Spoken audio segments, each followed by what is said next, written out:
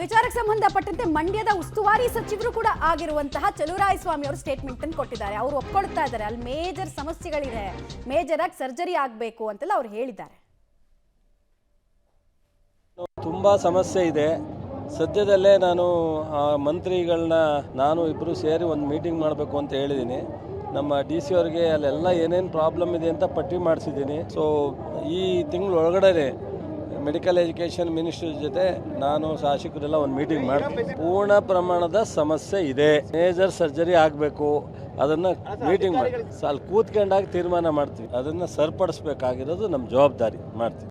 ತುಂಬ ಸಮಸ್ಯೆ ಇರೋದು ಗೊತ್ತಿದೆಯಂತೆ, ಅದು ಸರ್ಜರಿ ಆಗಬೇಕು ಅಂತ ಇರೋದು ಗೊತ್ತಿದೆಯಂತೆ, ಬಟ್ ಅದು ಯಾವಾಗ ಅನ್ನೋದು ಮಾತ್ರ ಯಾರೂ ಹೇಳ್ತಾ ಇಲ್ಲ.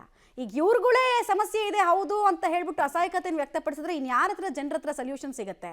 ನಿಮಗೆ ವಿಜುವಲ್ಸ್ ಅನ್ನು ತೋರಿಸ್ತಾ ಇದ್ದೀವಿ, ಹೊಟ್ಟೆ ಉರಿಯುತ್ತೆ. ಈಗಿನ ಕಾಲದಲ್ಲಿ ಸಹಾಯ ಮಾಡುವಂತಹ ಮನಸ್ಸುಗಳು ಮುಂದೆ ಬರೋದೇ ಕಡಿಮೆ. ಅಂಥದ್ರಲ್ಲಿ ನಿಮ್ಗೆ ಇಷ್ಟು ದೊಡ್ಡ ಫೆಸಿಲಿಟಿಯನ್ನು ಕೊಟ್ಟರು ಅದನ್ನು ಸೆಟಪ್ ಮಾಡಿಕೊಂಡು ರೋಗಿಗಳಿಗೆ ಅನುಕೂಲ ಮಾಡಿಕೊಡೋದಕ್ಕೆ ಆಗ್ತಾ ಇಲ್ಲ ಅಂದರೆ ಇನ್ನೆಂಥ ಯೋಗ್ಯತೆ ಇದೆ ಇಲ್ಲಿರೋರಿಗೆ, ಎಂಥ ವ್ಯವಸ್ಥೆ ಇದು ಅನ್ನೋದು ಪ್ರಶ್ನೆ ಆಗ್ತಾ ಇದೆ. ನಿಮ್ಮ ಜೇಬಿಂದ ಅಂತೂ ನೀವು ದುಡ್ಡು ಖರ್ಚು ಮಾಡಿ ಇಂಥದ್ದೆಲ್ಲ ಮಾಡೋ ದೂರದ ಮಾತು ಬಿಡಿ, ಯಾರೋ ದಾನಿಗಳು ಕೊಟ್ಟಿರೋದನ್ನು ನೀವು ನೆಟ್ಟಿಗೆ ಉಪಯೋಗಿಸ್ಕೊಳ್ಳಲ್ಲ ಅಂದರೆ